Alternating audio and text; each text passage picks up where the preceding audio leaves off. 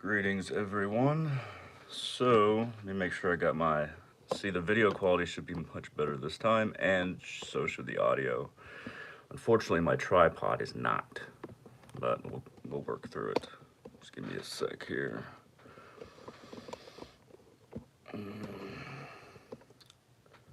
There we go. Okay, so let's go ahead and get started. I should probably move my incense a little bit. Actually, I kind of like that. That's cool. All right, so today I'm going to be talking about the various forms of the afterlife. Let me go ahead and bring up. Okay,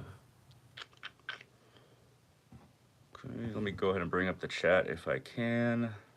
Oh, I might not be able to. Well, that's not good. That kind of defeats a lot of the purposes. Give me one sec here. Oof. Well, that's not good. All right. Well, we'll see what happens. If you can post a message, go ahead and do so, and I'll see if I can see it. At any rate, so today I'll be talking about various forms of the afterlife. So first and foremost, you should be highly suspicious of, well, so a lot of people I know and a lot of people out there are suspicious of people talking about the afterlife or various, forms of the afterlife, or what happens when you die, or what kind of dimensions you might go to depending on what you believe or what you do in life. Because a lot of the time, that's how they kind of control you. A lot of the time, especially with the Christian narrative and how that's played out, the Bible was kind of designed in a way to where you were supposed to listen to authority and there was intentional groupthink. So people are rightly suspicious of when people talk about the afterlife and things like that. But I found quite a bit of stuff in both Hinduism and Buddhist texts that are pretty intricate and pretty down to earth, pretty very detailed compared to what you might find in the Bible or what you might find in your average church sermon or your average person's understanding.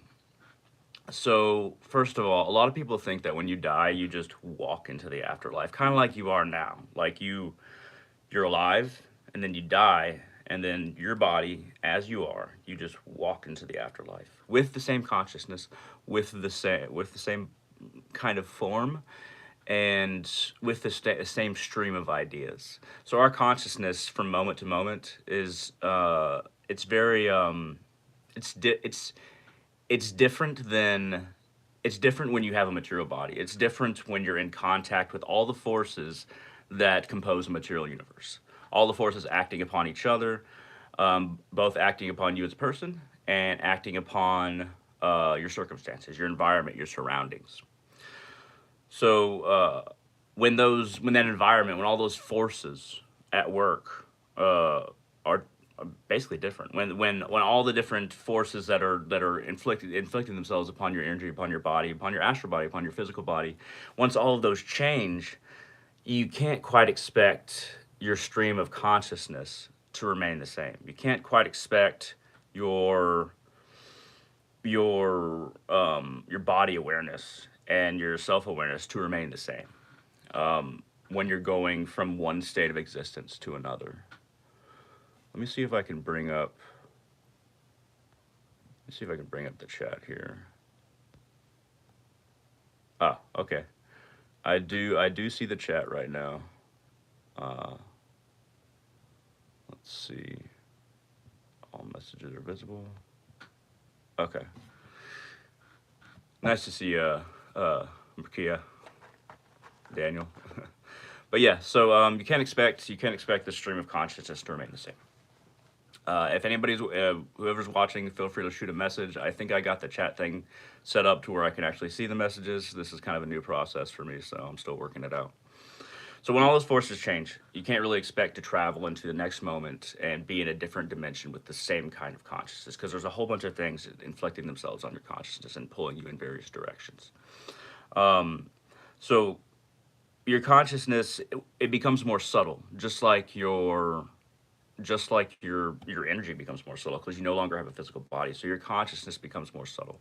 It becomes less immediate to its surroundings because its surroundings are far more, I wouldn't say blurry, but more more not bound by the decay of time. Okay, so I can see that. I did see that message. Excellent.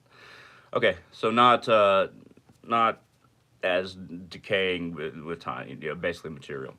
So when your consciousness kind of like is that sub in that subdued state, based on what you believe and based on what you were drawn to, that might determine where you go after you die.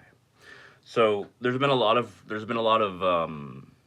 I guess you could say reports, even psychological reports and near death experience reports that have nothing to do with religion, just people interviewing others about their near death experiences and what they saw. And the vast majority of people around the world will see something and experience something that is conducive with their beliefs, their thoughts, but most importantly, their expectations. Now, these expectations are manyfold and often shaped by your belief structure and your experiences when you're alive. So if you have a lot of guilt, for instance, that might shape what you see in the immediacy, immediately after you die. That if there's a lot of guilt, then you might experience kind of like a transition into what you think of as like a hell or something like that. Or it's strange how the consciousness as it decays, how it sees what it expects and what it wants to see. So if you're a Christian, for instance, and you feel really guilty and you feel like you're going to go to hell and you feel like you haven't been a good Christian or something like that, you might actually, in a near death experience, you might actually get an experience of your expectation of your afterlife of hell, because that solidifies and reinforces the expectations that you had and the worries that you had in your conception of the multiverse you had when you were alive. You might get that immediate experience. So when you completely die, though, when you don't just have a near death experience, all the near death experiences they're so conducive to people's beliefs. So 90% of me, I think 90% of the time it's people either lying about it, but 10% of the time I think it's literally people, their what they experience is conducive to what they expect. So but let's say somebody fully dies and it's not just a near death experience. It's not just an experience that the consciousness still tied to the brain is having. There's a number of options for afterlives, and I think that the vast majority are equally valid. So Christians believe that there's a heaven or a hell. I think that there's places like that, and it's honestly supported in a lot of like other like texts or different even information from Hinduism, Hindu texts and Buddhist texts.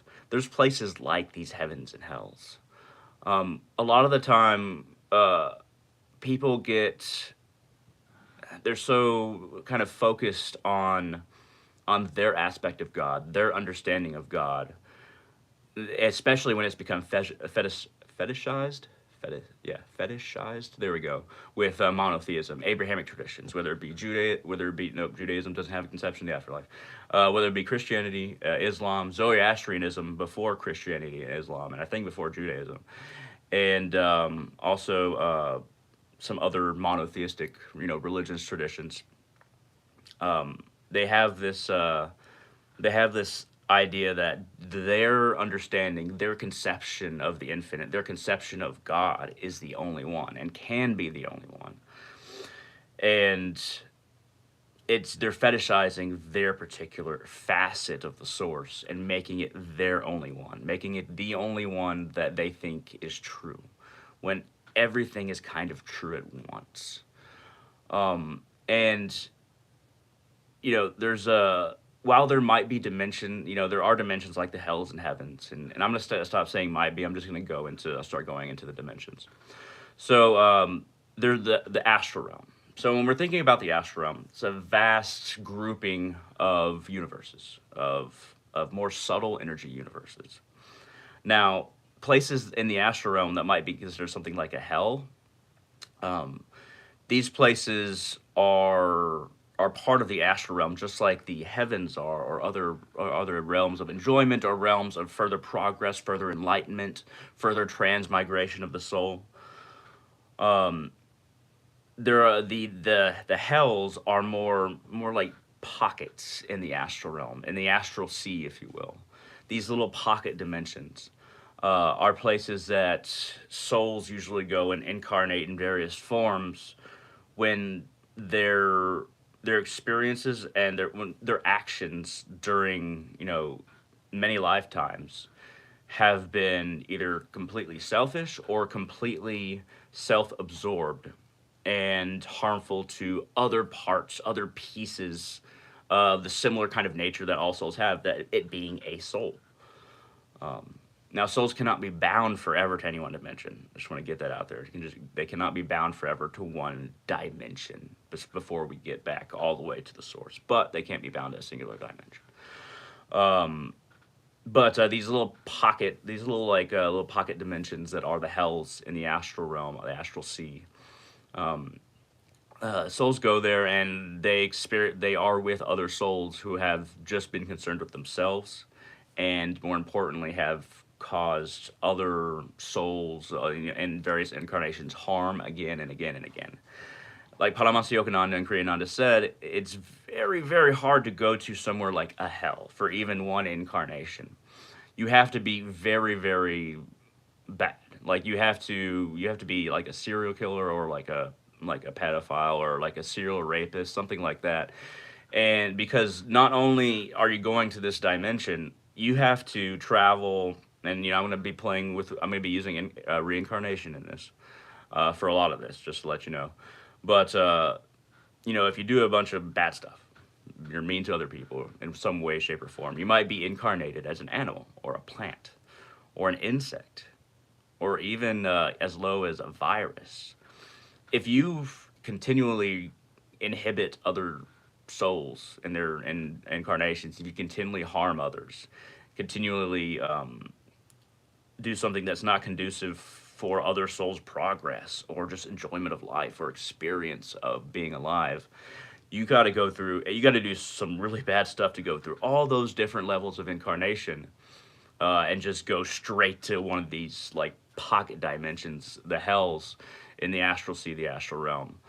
Paramahansa Yogananda, I think it was, he described, and I think it might have been Swami Sri Yukteswar or Lahiri Moshe. I can't remember which one. I think it was Lahiri Moshe, actually.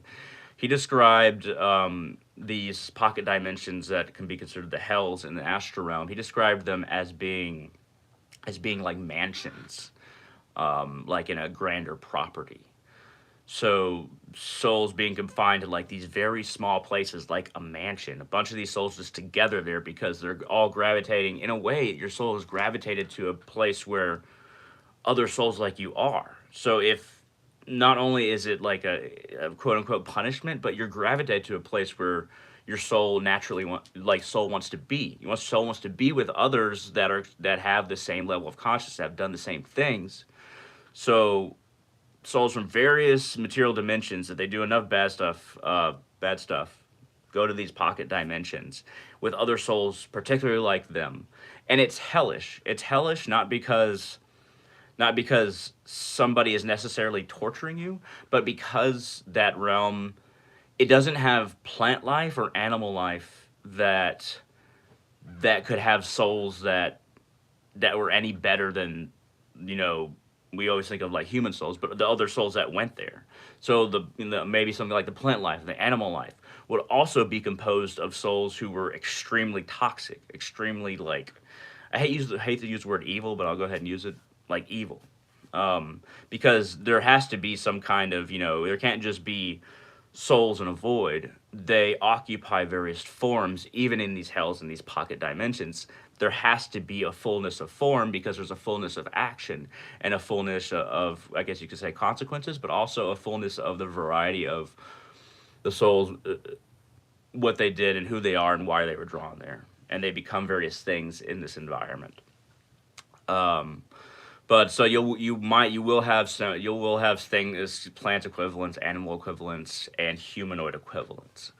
But it's not necessarily a place that you're like punished or tortured in a way that like, okay, like somebody has the job of torturing you, for instance. Like we think of like Christian idea of the hells and or hell, and how like devils are poking you or like or roasting you or something like that. It's not. It's nobody's job. It's nobody's job there to hurt you. But nobody else there is kind, so they're just hurting each other. The whole environment, the the animal life, the plant life, the humanoids, everything hurts each other. It's not anything's job to hurt you in any of those forms. And there's a number of different pocket dimensions, a number of different hells, and there's as much variety as there is a variety in our environments and in our belief systems. But once again, these places are very confining, and Paramahansa Yogananda described them as being places of not fire, but darkness and fear. So they are places of darkness and fear rather than a place that's just hot all the time. When texts like the Bible or even in Buddhism, there's a whole lot of talk about like burning or something like that in hells, but it's not actually burning. It's kind of an allegory for either fury, hatred, and desire. The intensity of those things kind of burn you in life, and they burn you in these places, and there's less material, there's less opportunity in these places to satisfy those desires. There's less stuff, there's smaller dimensions, and there's less stuff to take advantage of, and there's very little like energy that could manifest in any way for any kind of enjoyment, because there's nothing that can incarnate. There's not a whole lot of ways to incarnate in things that can be taken advantage of. So there's less opportunity to satisfy desires, less opportunity to there's equal opportunity to hurt each other, but there's less opportunity to satisfy like more base desires, or desires that we usually consider sins or something like that. So you have these forms, and you have this place that is not conducive for the opportunities that we have here as human souls, and we usually think of as all the things that we do, all the free actions we can have in this realm. But okay, I'm glad you posted a comment too, because I was worried that darker place in existence. Yeah. Yeah. Let me see if I can bring that up again, because I lost it. Okay. Existence. It's just like a comedy show. Yeah. Yeah. So it can also be like your shadow self, because there's a part of you that doesn't want you to do bad stuff to other people or to hurt other stuff, and a part of you, in a way, your soul goes there. It's not necessarily sent there; it gravitates there because there's a side of it that's like, okay, I need to like, I need to learn, and there's that shadow side that's like trying to teach you to like not do these things to other forms. um and and like roasting is in like kind of like roasting you like a comedy show, yeah. but but yeah, so and of course, the thought processes and planes like that, and the mental space of any beings in those areas is just awful. um but yeah, so these pocket dimensions, I just kind of wanted to get the hells kind of out of the way, and kind of like my general conception of them based on what I think I've learned. So let's talk about astral heavens, or what we think of as like the heavens. So there are heavens where your desires are rewarded. For instance, so if you do a whole bunch of good stuff during life, so you do a whole bunch of positive deeds, your soul's progress is conducive to other souls' progress. You don't hurt a lot of people. You don't hurt the environment. You don't hurt animals and plants that much. Let's say you do a whole bunch of good stuff, and you help a whole bunch of people. You help a whole bunch of just stuff. You help in this life. You just help a whole bunch. Get all this good karma. And I'll be using the word karma a lot too. So you get all this good karma during life. You might go to somewhere like an astral heaven for a time. And just like in astral quote unquote hells, in the astral heavens, it's like you're burning off, not necessarily burning off, but you're wearing off your good karma. In the astral hells, it's kind of like you're working off your bad karma, but in the astral heavens, It's you're working off your good karma. So all the desires that you have, since you helped everything so much during life, all the desires that you have, and all the everything that you want to experience, you can experience in these like heavenly realm and these heavenly heavens, I guess, in the astral sea. You can experience those. You can experience all that stuff because you're being rewarded. You're being rewarded by your soul. You go to a place to where there's other souls there that have done equally good stuff. So it's a good place to be because other people because it's a place where souls aren't trying to hurt each other. It's a place where, like a whole bunch of souls go when they've done a whole bunch of good stuff. So obviously in that realm it's going to be a much more pleasant experience, but also there's more energy kind of allocated for your enjoyment there. There's much less energy in the astral hells, in these pocket mansion things, but in the astral heavens, there's a whole bunch more energy allocated from the source for your enjoyment. Now, astral heavens, places of paradise, they're not necessarily the next step in our spiritual evolution. They're places where you can kind of, enjoy off your good karma, but the next step in our spiritual evolution is different parts of the astral realm. Um, they're not considered necessarily places that of like pure enjoyment, but they're like worlds and universes where souls go when they're ready for the next step. Like they've experienced and learned enough and become enlightened enough and done enough here after many lifetimes to reach the next phase of existence and to meet the next step on their journey towards complete unification with the source. So Paramahansa Yogananda's master, Swami Sri Yukteswar, said, Paramahansa Yogananda talked about his master and said like his standards were kind of high for Earth the standards that he had for his devotees. So he went to a planet in his next incarnation called Haranya Loka. Now Haranya Loka is kind of a planet where it's time to get more spiritual work done. It's time to meditate, but also when you meditate there, you can connect to souls more easily. You don't have the material bodies aren't as solid, and it's not easy to lie in a place like that. There's not a need for lying, and since there's not reproduction because you don't have material physical reproduction, when souls go there, little soul families will accept those souls into their soul family, and you're more composed of light. You still have a general humanoid form, but you don't have any like genitalia, you don't have any like sex organs, and you don't need to defecate like you do with a material body and a material existence.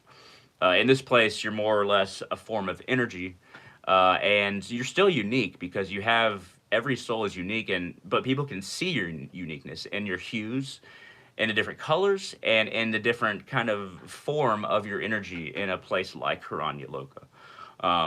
And I really like the idea of just souls welcoming other souls into their soul family rather than the birth process or anything that's more material. I find that very beautiful. And it's also said in places like this place, and there's still gurus, there's still masters, there's still people teaching other souls, and all souls aren't on an equal level in this place. But it's not about hierarchy. Nobody's gonna like put you down necessarily, but you have to still learn from higher beings on places like Hiranya Loka. Here there's actually more diversity of belief, I guess you could say, because there's so much misconception about what is around between the various religions, between the various spiritual paths. Um, there's so much disagreement that people overlook the things that we have in common. But in higher dimensions, in astral and other worlds in the astral realm, that aren't just astral heavens of pleasure or anything like that. Uh, there's there everybody kind of gets each other.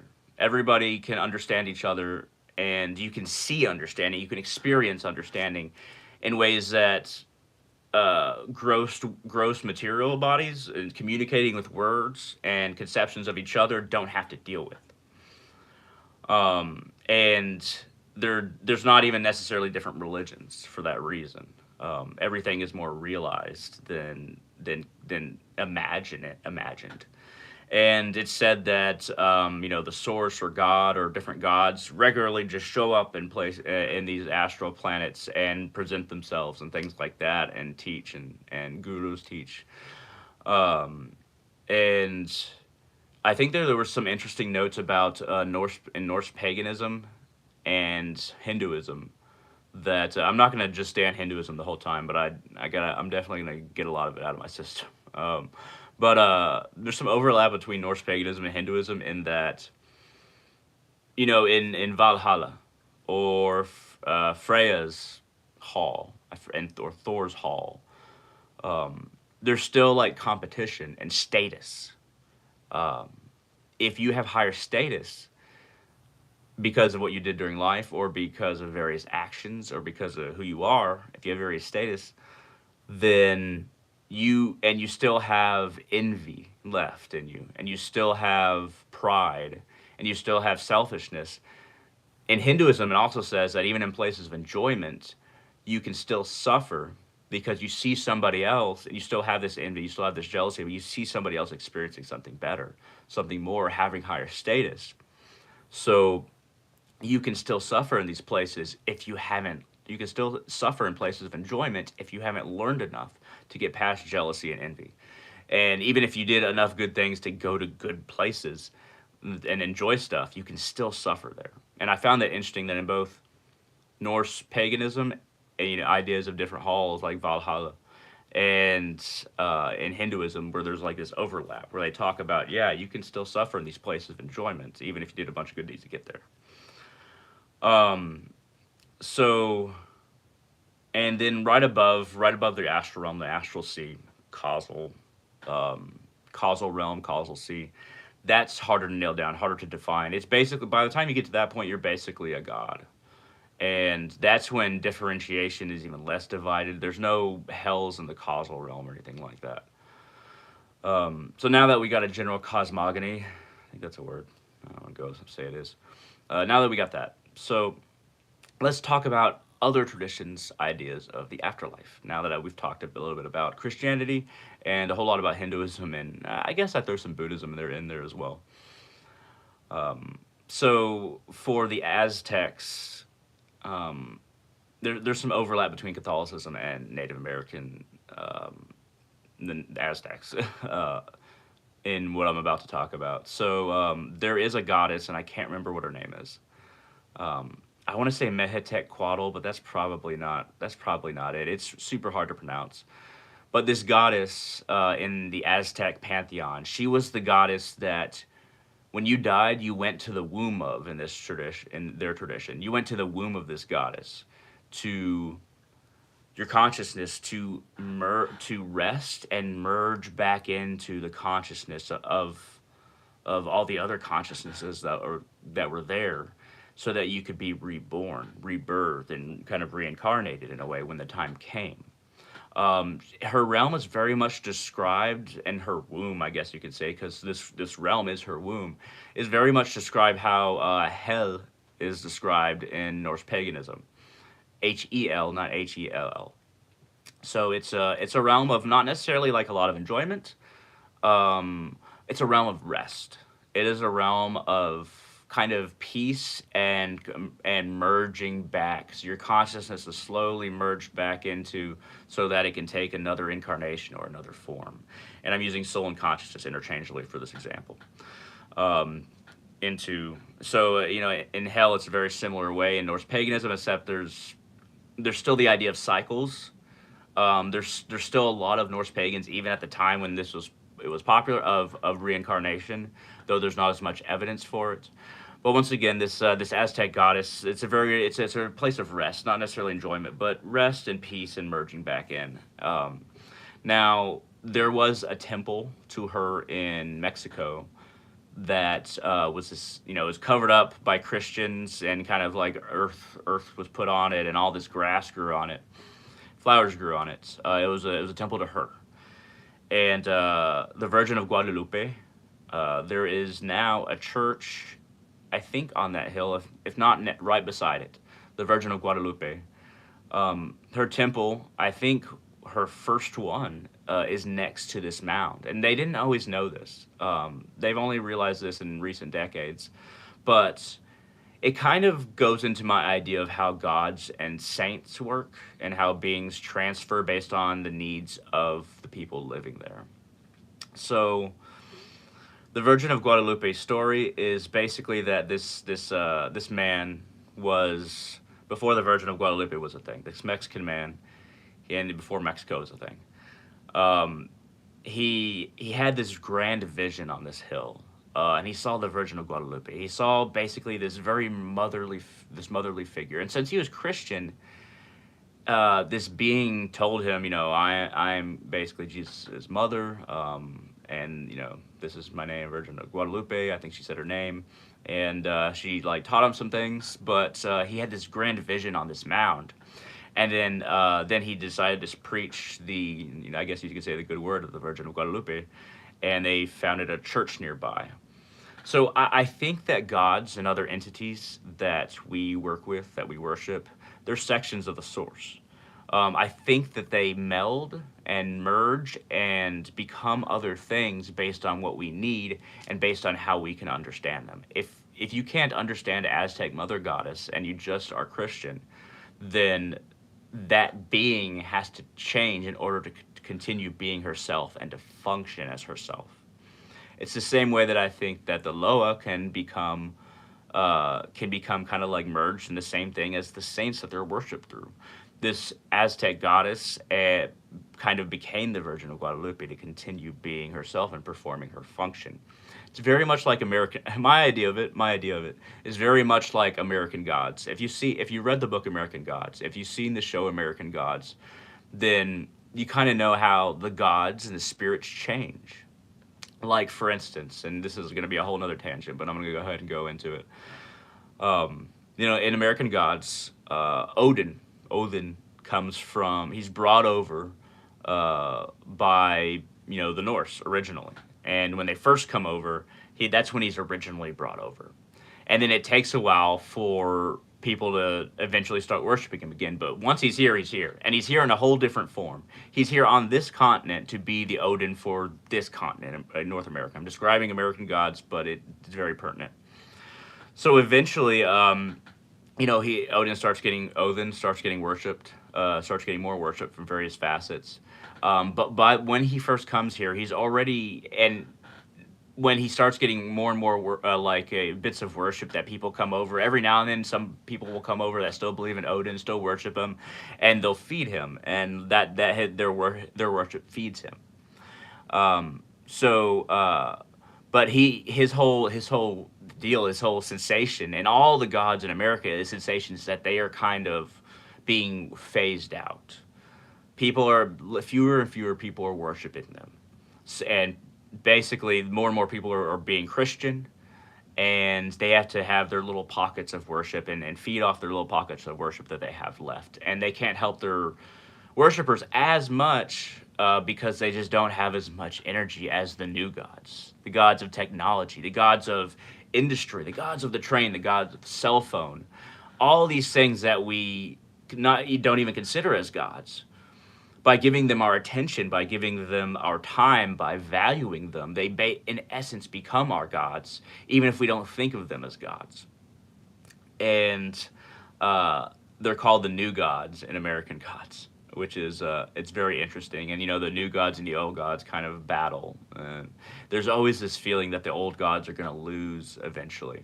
And of course, as a lot of us know, cycles happen, and gods don't work exactly like an American Gods, but I mean there's enough similarities. So worship kind of happens in cycles. Monotheism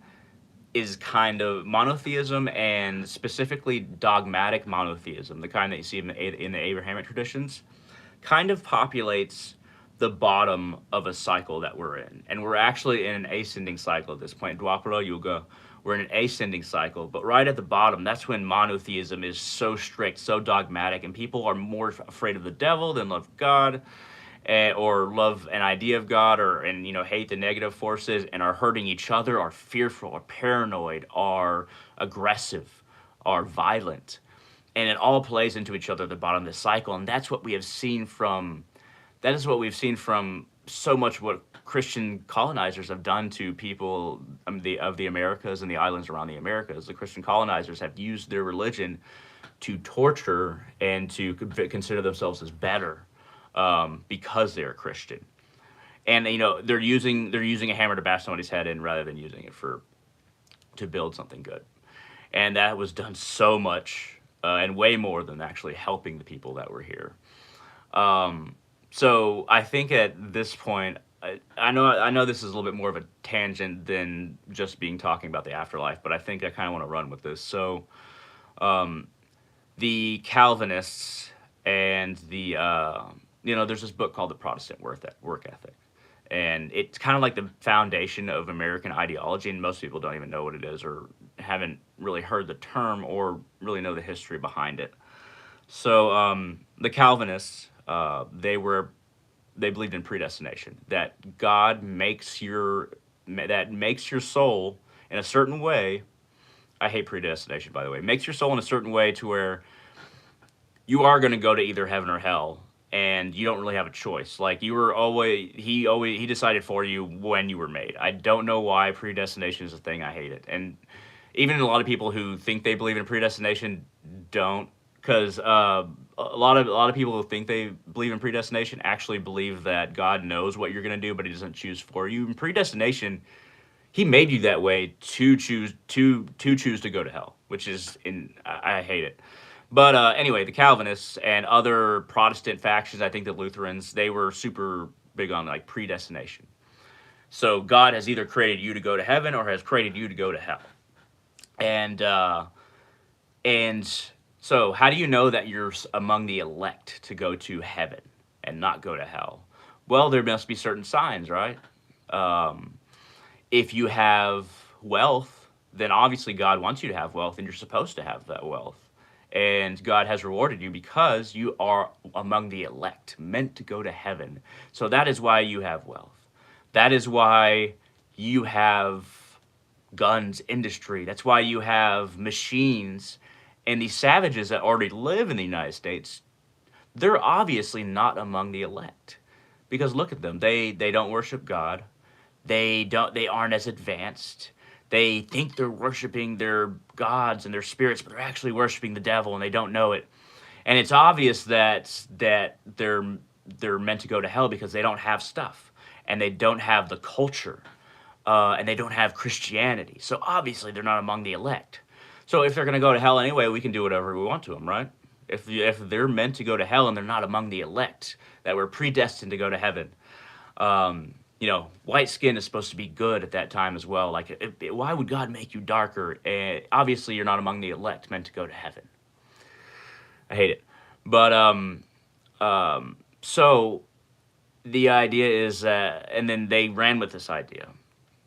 So if these people are meant to go to hell anyway, and obviously they're meant to because they don't know about Christianity and they're born darker and they don't have as much stuff or industry and they can't defend themselves as well as we can and they can't even stand up to diseases. So obviously God's punishing them from diseases and putting plague upon them. So you can do whatever you want to these people that are already here. Obviously they're not among the elect meant to go to heaven. You can kill them. It doesn't matter. They're basically animals. You can cut off their heads. You can put these heads on stakes. You can skin them. You can do whatever you want to them. You can rape them. You can do whatever you want to them because they're not among the elect. They're not meant to go to heaven anyway. So basically, they're like animals that don't have souls anyway. And in fact, they're worse than animals because they're in human form. So they're meant to go to hell. So you might as well start their hell right now. When you read into how these colonists think, it becomes really gross, and it becomes you really start to hate Christianity when you start to really study history.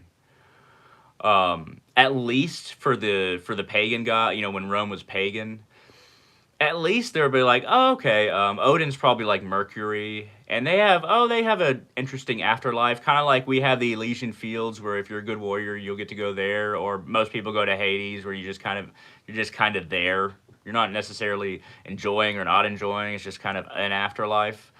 And the gods have flaws, things like that. When it changes to Christianity, that kind of changes everything. Not only is it empire and conquering the world. God gave us this world to conquer so that we could tame it and make everybody here Christian and make sure that those who aren't Christian find their way to hell more quickly, or make sure that their gods, who are obviously different forms of the devil, are no longer worshipped. We have to assure that there's no more devil worship. And that started right at the beginning of Christianity. Once I think it was Constantine took up Christianity and made Rome Christian. At first, it was kind of, he was kind of lenient, but then it started really to pick up, and you start to see how Christianity was used to really justify conquest and imperialism and the right and the duty to expand across the earth. And that's why it's so prevalent now. And the reason why that, this is a whole tangent, but the reason why it's so well, the Bible is so easy to use for that, is because the Conference of Constantinople, where the Council of Nicaea, First and Second Conference of Constantinople, they actually decided what was going to go into the Bible, even before the King James Version. Back then, they decided what was going to go into the Bible, and they took out the parts that were more, you can say, liberal. They took out the parts that were more pluralistic, and they kept the parts that they could use to control people. And the word Catholic actually comes from the Greek word, which means universal. Now, it's very close to the word Catholic. I can't remember the Greek word. But you're like, oh, universal sounds good. This is a different kind of universal. This kind of universal means that we get to decide what Christianity means for everybody, for everybody universally. This is what Christianity is for everybody. Universal Christianity is what we say it is, and we design the Bible just like this. And they didn't say this part in order to control people. Anyway, so it has shaped Christian ideas of heaven and hell, and it has shaped the culture around how we view other forms of the afterlife. Is there a place like Valhalla? Another thing before I go into that, it's really interesting how, like in the Quran, for instance, heaven is described as this place of a bunch of rivers and a bunch of grass and all these like really nice little like villa type places, or kind of like outside podiums where there's a lot of shade, there's a lot of water, there's a lot of cool breeze. It's interesting how texts, no matter where you are, start describing an afterlife that the people that are already there would enjoy. And it's highly dubious, because the the Muslim idea of heaven would be something like, oh, it's so hot in the desert, it's awful here. We would love more water, we'd love shade, we'd love a cool breeze. And oh, look, pops up in the Quran that's exactly what you're going to get. The Christian idea of heaven, it is very similar, but far less defined in the Bible than it is in the Quran. In the Quran, they talk about heaven more and describe it more. In the Bible, it's almost like those details were specifically taken out or not included. In Judaism, vast majority, to my understanding, there is no concept of the afterlife. Which is interesting because the Kabbalah comes from Judaism, but that's actually mystical Judaism, and that is the idea of in the Kabbalah there are different like realms and dimensions. I almost feel like the mystic side of Judaism, it was confined and kept from other Jewish people because it described the multiverse in a way that made us seem small, and honestly made our actions irrelevant. And it was so esoteric that most people just couldn't understand it if it didn't relate to their practical experience. So in Judaism, there is not a conception of the afterlife, which really a lot of people find very strange, especially if you're born around the idea that if I do good things, I'll go to heaven. If I do bad things, I'll go to hell. In Zoroastrianism, that's actually where you get the idea of something like a heaven and hell in the Abrahamic traditions. In Zoroastrianism, which was before Christianity and Islam, Zoroastrianism was in Persia before Islam. Persia, now Iran. But Zoroastrianism kind of spread also to Arabia. I'm talking about the time around Alexander the Great and before. But the idea of there's a good God and a bad God, and a good place that you go to if you worship and do good thing, worship the good God, and a bad place you go to if you worship the bad God. That came from Zoroastrianism. Um, Ahriman, I believe, is the bad god in Zoroastrianism, and God, it escapes me now. What's the good guy in Zoroastrianism? The good god, Ahura Mazda. There we go. So the whole construction of God and the devil, it's so taken from Zoroastrianism, and it's so blatant once you really look at Zoroastrianism, and it's just like, oh yeah, this makes sense. I mean, because Judaism isn't an apparent precursor to Christianity, because when you look at Judaism, it's like, well, there's no heaven and hell. What how did this happen? And that kind of goes into, I believe Christ was an avatar, that like there are many avatars that come from the source, and he just popped up in a place that needed to be, and he started talking about the realm of the heavenly Father, things like that. And it didn't really work with Judaism. There's a whole lot that Jesus said didn't work with Judaism. That's why they kind of wanted him dead, the Pharisees anyway. But that's why a whole lot of what Christ said is kind of foreign to the area, to be completely honest. It's very foreign to the area. And the Pharisees got the Romans to kill him because of it. And, once I'm going to say something pretty blasphemous here. He went to a state of deep yogic trance and kind of trance, and made himself seem dead. And then when he was taken down the cross, he didn't actually rise from the dead. He could have brought himself back from the dead, but he didn't need to. He rose, and then he did a few things, and he went to India to continue his teaching, because he obviously couldn't do it here in Jerusalem, around Jerusalem anymore. And there are Hindus there that still worship Christ and talk about his teachings after he left Jerusalem and went there. And also, between the ages of 13 and 30, there's no information in the Bible about Christ, almost like they just took it out because they did. Because they didn't want to, it literally in the conference, in the records, it says they didn't want to shake the faith of Christians. So they took out that whole section, but in that section, Christ went to India. I don't want to talk about Christ the whole time, or Christianity, to be honest, but there's other avatars, Krishna, Buddha, there's many avatars. We just remember four or five. But Valhalla, let's go to Valhalla. So the idea that if you fight, if you die in battle and you fight hard, then you get to go to Odin's Hall. There are places like Valhalla, and Valhalla does exist. It's maybe not exactly like the stories go, because the story is so culturally specific and so plays to cultural values that there has to be differences. But there are places like Valhalla. But these places they're confined by the idea of status. They're confined by the experiences of the virtues of those individual gods and spirits that inhabit it and sustain the dimension. The gravity of those places, it has a different gravity to it. I don't mean gravity as in like you're being pulled down gravity. I mean like the virtues and morality has a different gravity altogether.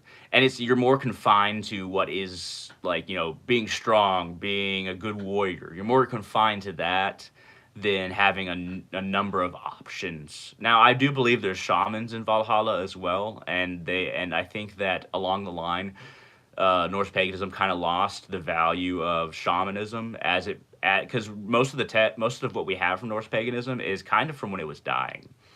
And all the writings and all the stories are written down by a Christian priest, not all of them, but most of them, Snorri Snorlason. He was actually a Christian monk in Iceland, who didn't want to lose these stories about Valhalla and the Norse gods and Thor and Ragnarok. In Iceland, writing down stories was like the biggest part of their culture. Every house had a book of stories, family history, but also stories that had been written down by previous generations. Is Kali good for protection against curses since she eats demons? Sorry for the off-topic question. Yes, Kali is very good. Kali is good for enlightenment, freeing from desire and ignorance, and she is very good for protecting you against demons. She's a very protective goddess. Kali, I think the hardest thing about Kali, to be honest, is that she's so vast. She's hard to commune with. she's hard to understand on on like a human level, but and she loves everything so much, and she's so vast. She's hard to nail down. She's hard for us to relate to in a way. That doesn't mean you can't relate to her and feel her and connect to her and get protection from her. It's just that she's so much more vast than some of these other gods that it's almost like she's foreign. And like her iconography is very foreign. Yeah. Yeah, man. It's so one mantra for Kali, Om Kling Kali Kiye Namaha Om. If you say that, you can say it. A lot of people like to say it slowly. Some people like to say it quickly if it's a ritual, but a lot of people like to say it slowly. If you chant, if you have a statue, and you have candles, and you have some form of incense, if you say that mantra again and again and again, and you gaze into the statue, or you close your eyes and gaze into your third eye, or have your eyes open and gaze into your third eye, that's a great way to connect with her. Also, you can just meditate before her statue. Yeah, no problem. And you can just meditate before her statue, gaze upon her statue in a quiet place, and then sit on your meditation cushion, spine erect on the edge, and just go into gaze upon her statue for a while in silence, and then go into meditation and just clear your mind. I've described meditation in other videos. I'm not going to go into it here, but the form of meditation I use is the most useful for everybody. There's different forms of meditation, and good God, I can go into a lot of detail on that.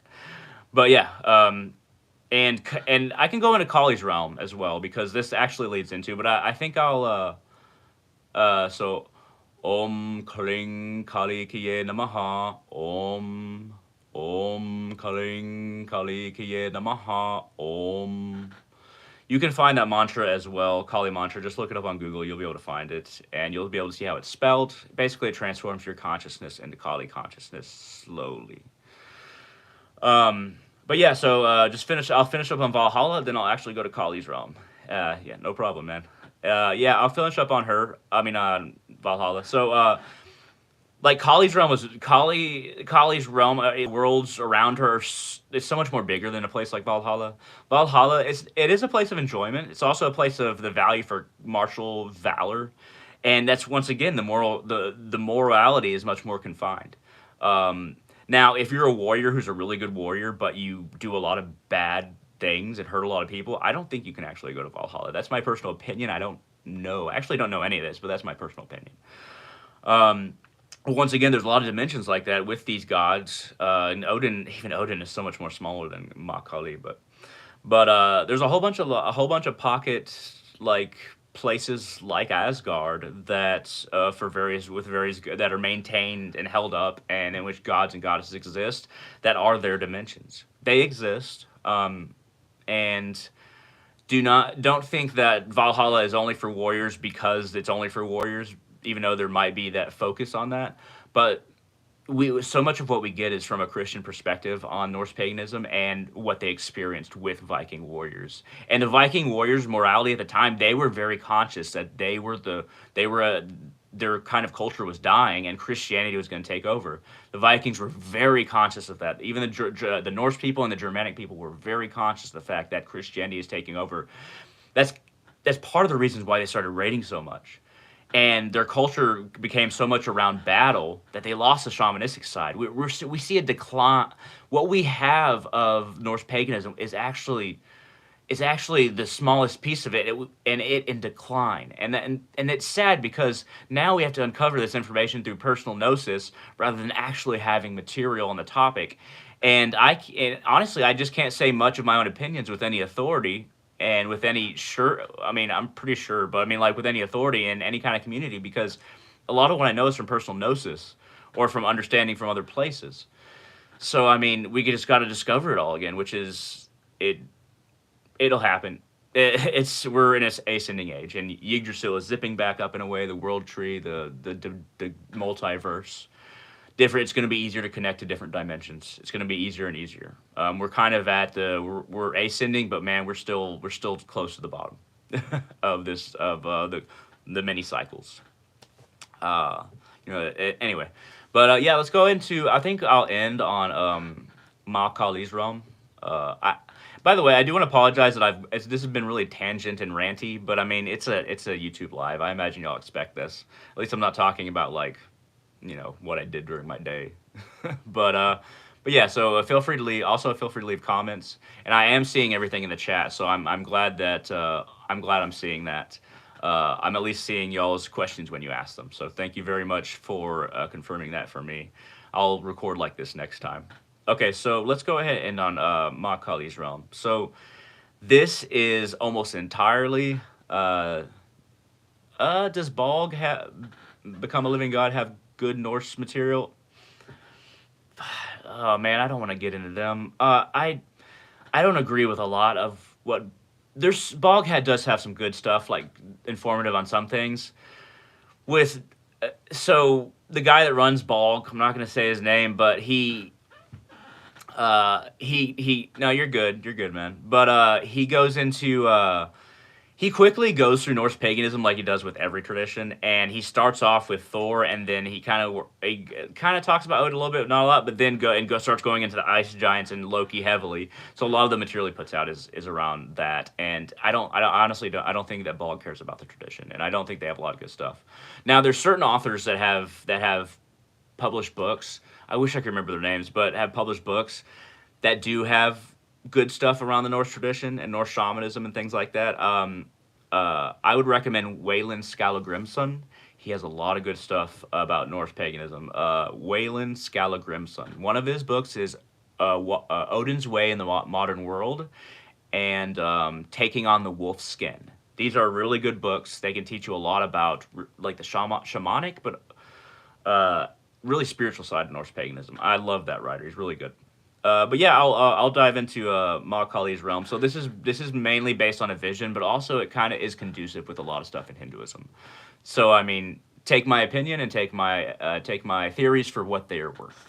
So Ma Kali's realm, the vision that I've had of it, and the vision that I can access just by I can just close my eyes and look into my third eye, and I can immediately kind of tune into her and feel and see her light. And it's strange because she's this big light form, so big. Like think of if you've seen movies where there's transformers. Let's use that. So much bigger than a transformer. If you've seen the movie like where there's Titans or something like that, she's huge, but she's mainly like white light, but in like a female like form, if that makes any sense. And she has like a little bit of red hue to the light, and there's a little bit of red hue against the vastness of space around her. And there's so much space around her because she's so big. But I can just access that vision and kind of gaze into her and her realm just by looking into my third eye and kind of like tuning in. But I couldn't do that for until I had this vision, and now I can just tune in. In fact, when I eat food, a lot of time I'll say Jai Ma in my head, and I'll just still while looking, I'll kind of direct my attention to my third eye and kind of gaze into her. But what does her realm look like? So picture kind of the vastness of space around a big female form, and there's this planet kind of like in her lap. And from the direction that I always see her, it's almost like you can see the top half of her body, and her top half of her body is kind of like as big as the side of this planet and kind of extends above. Female form, mostly composed of just white light with reddish hue, and light just coming down upon this planet. Now, this planet is filled with beings that are like elongated light beings. They're very tall. I'd say something like between like 9 and 14 feet if I was going to put a number on it. They're just like their limbs are very elongated. They're just like various forms of white light with slightly different hues. And there's like this jungle of light on this planet. I don't know what this planet is called. I'd like to say it's Hiranyaloka, but I don't know that. Hiranyaloka is Paramahansa Yogananda and Swami Sri Yukteswar talked about Hiranyaloka. That's where Swami Sri Yukteswar is now in whatever form he is, teaching people still. By the way, you come to Earth, you can still become more enlightened on Earth and be a more enlightened being on Earth and go to a higher realm and teach people there. Like it doesn't work the same for everybody. But back to the planet Ma Kali's lap. So there's these jungles, not dense jungles, but everything is composed of light, and the jungles, the everything is obviously composed of these very like light souls in a way. Think of like palm trees, but just they kind of like they're made out of light, but they're slightly darker than the humanoid beings walking around. and there's a lot of space around all these trees, around all these light shrubbery, and there's a whole lot of communication, and there's not a whole lot of what you could say is buildings. Um, and it's almost like everything has a glow to it. There is like green type grass and just jungly, not dense, but jungly planet of these light beings that are conversing right in her lap. And there's just always this uplifting energy there. And that's the vision that I've had and I can access anytime, which is really wonderful. But I think it was from complete devotion to her for a lot of my life, and I'd like to believe that I will go there for a time before coming back here, um, after I die, but I'm not completely sure. But I know that she'll watch over me when I die, and that I have spirits and gods watching over me when I die, and that will usher me on and help me to the next phase, because I'm not going to immediately know exactly what's going on. When you die, you kind of remember when you go at some point in the process, you actually start once you completely die, and then you're kind of like yourself for a while, and then you start to remember all your former lives, and it's very confusing. And then beings based on where you're drawn will usher you into your next phase of existence and your next task. Um, and yeah, so I've been talking for over an hour here. If a couple people or the three people that are still listening have any questions or comments, you're more than welcome to say them now, because I'm about to wrap up here. I would like to say that yeah, this is going to be up. Feel free to share this video. I'd greatly appreciate it. Give this video a like. It's the best way to get traffic to the channel, and also comments help. If anybody wants to become a patron, go to patreon.com/darkrealist, capital D, capital R, patreon.com/darkrealist, capital D, capital R. And then there I share ritual information that I don't share anywhere else, and I share all my podcast and YouTube videos in one place. And you can give me $1 a month, it helps. If you want to give me more and support my work, I'd greatly appreciate that. At any rate, yeah, so that is my conversation and views, and what I'd like to think of as knowledge about the afterlife, and how that worked in the various afterlives, and how I don't think there's a whole lot of permanent afterlives. I think that they're all kind of way stops.